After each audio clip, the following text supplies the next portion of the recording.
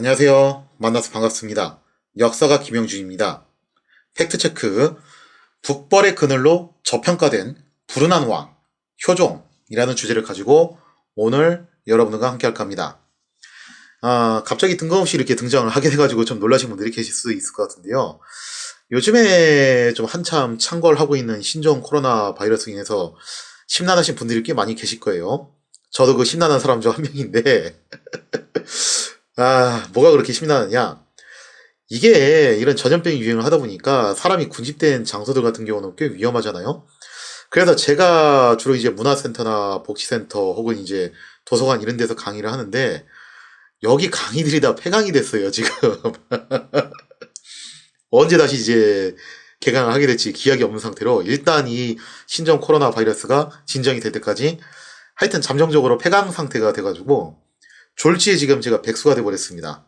그것 때문에 한동안 이제 멘탈 붕괴에 빠졌는데 이게 또 뭐 백수긴 한데 제가 잘린 건 아니고 어쨌든 다시 이 사태만 진정이 되면은 수업이 진행이 될 거니까 그때까지 이제 할 게 없는 거죠, 어떻게 보면은.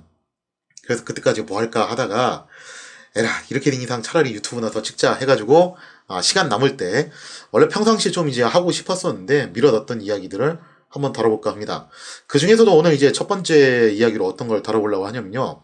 어떤 분이 그 얘기를 해주셨더라고요.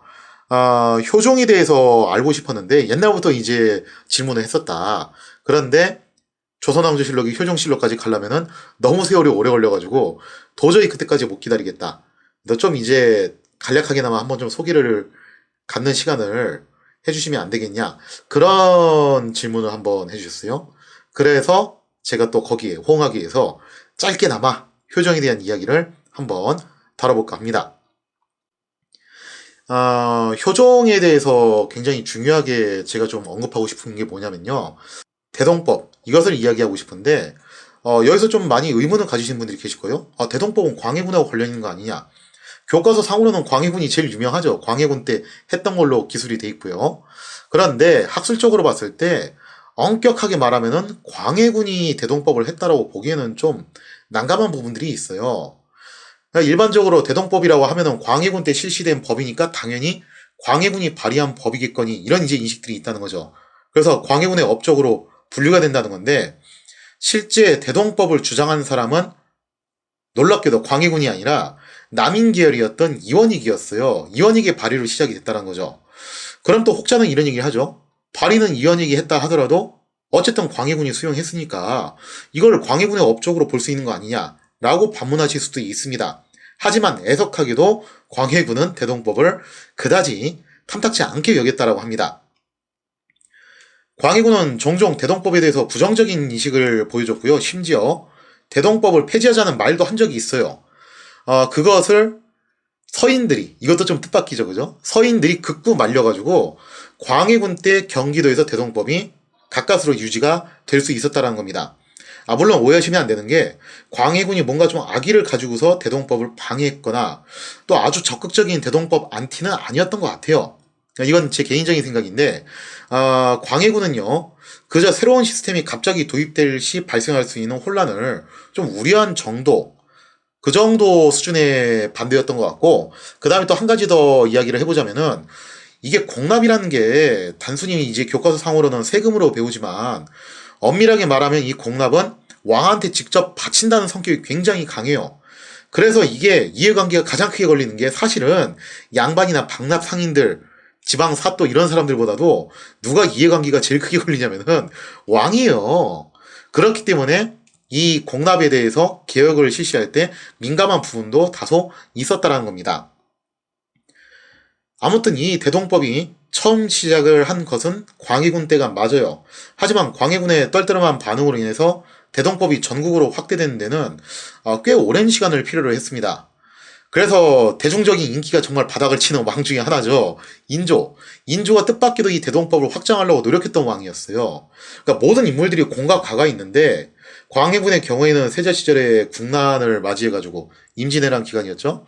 국난을 맞이해서 그 국난을 극복하기 위해서 정말 노력을 많이 했죠. 그거는 공이에요. 하지만 왕이 되고 난 다음에 대대적인 피해 숙청 행하고 그리고 대동법에 있어서만큼은 이거는 광해군의 공이라고 말하기는 좀 껄쩍지근한 부분이 있다라는 거죠.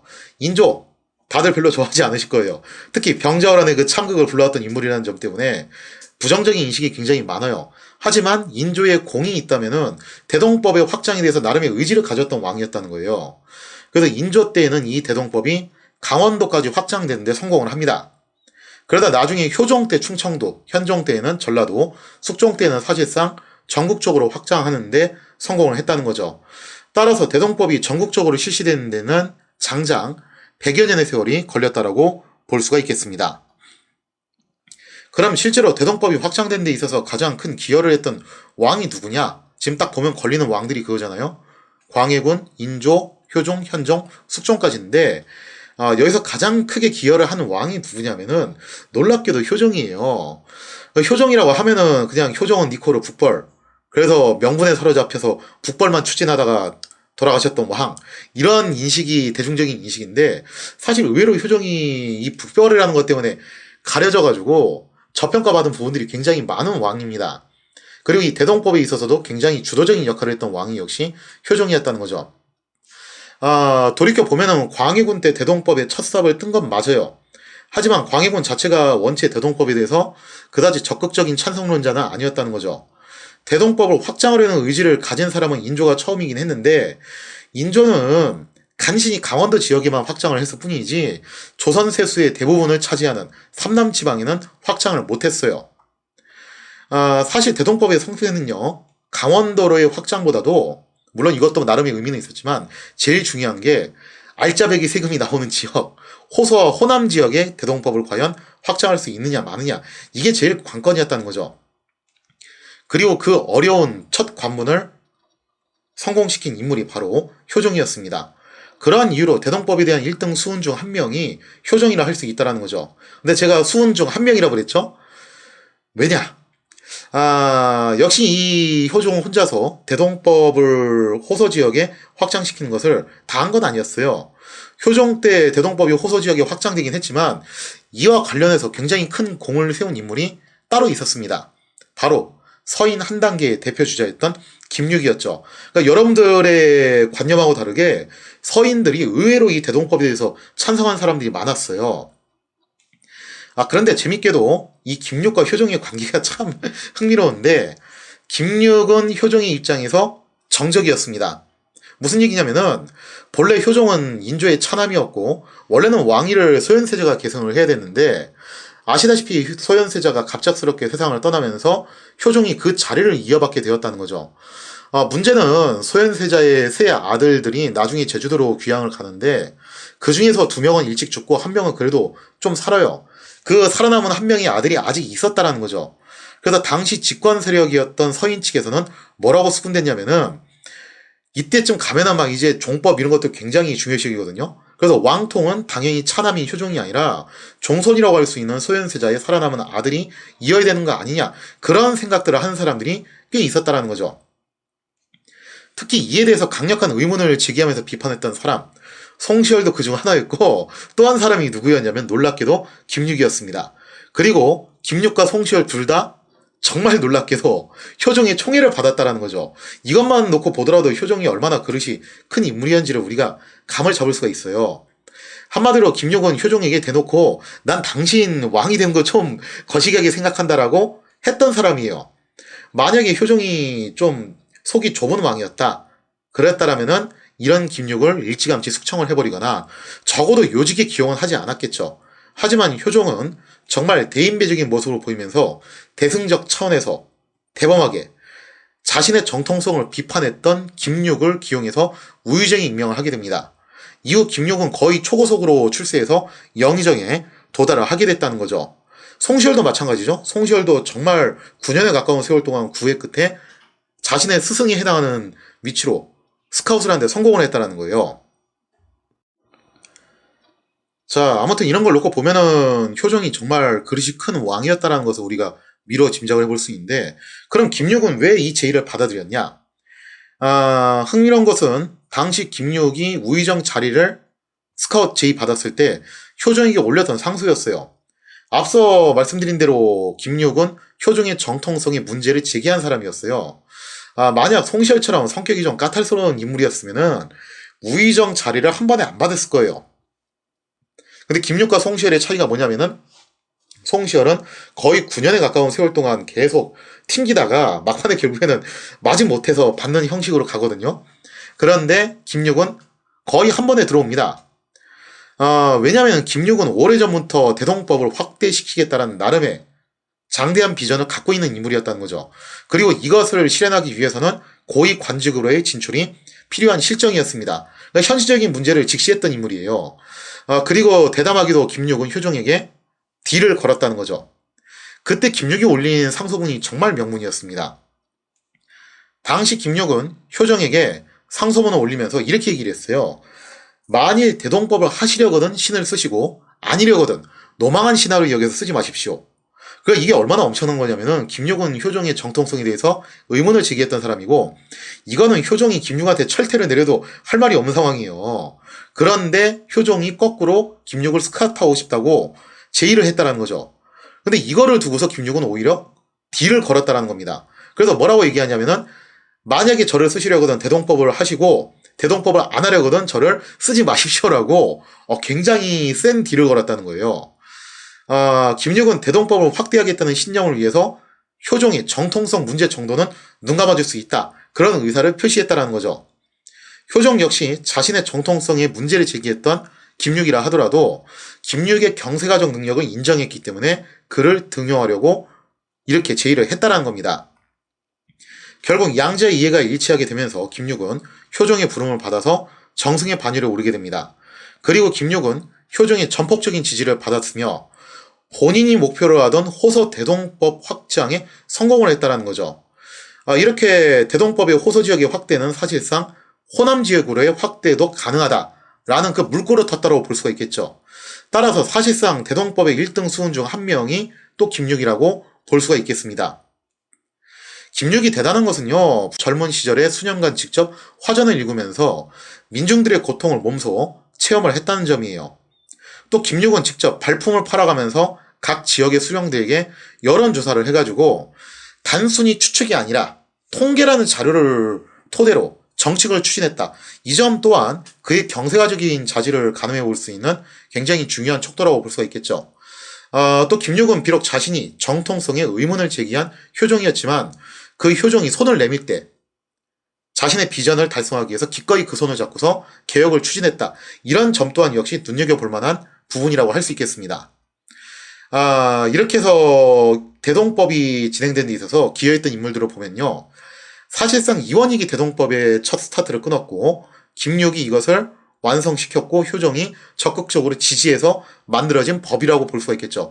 물론 최종적인 마무리는 숙종 때 가가지고 그것도 남인들 손으로 이제 또 마무리를 해요.